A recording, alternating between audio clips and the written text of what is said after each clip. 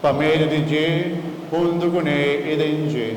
Na voz Dios Tata Todopoderoso, Deidad y Espíritu Santo, tu honor y gloria, dentro del siglo de siglo. Amén.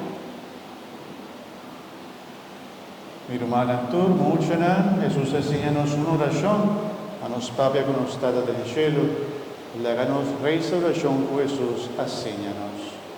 Nos Dal cielo, un nome sia santificato, para o reino vieni a nos, o voluntà sia assim na terra como no cielo.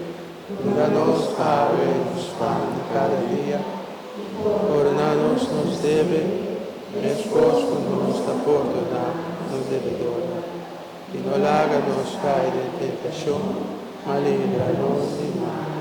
Líbranos de tu malo, Señor, danos paz de día aquí. Ayúdanos con misericordia para nos quedar siempre libres de pecado y proteger contra tu tribulación, mientras nos aguarda venida gloriosa de Jesucristo, nuestro Salvador. La sobra da Dio tu poder y gloria Señor Jesucristo, vos avisa, vos apóstol, en la mitad lágamos su paz, mi paz, mi da donamoso. No míranos picaran, sino fe de tu iglesia, y según tu voluntad, danos paz, unidad completo. A vos que viva y reina dentro del siglo de siglo. Amén. Padre, Señor, se siempre con vos.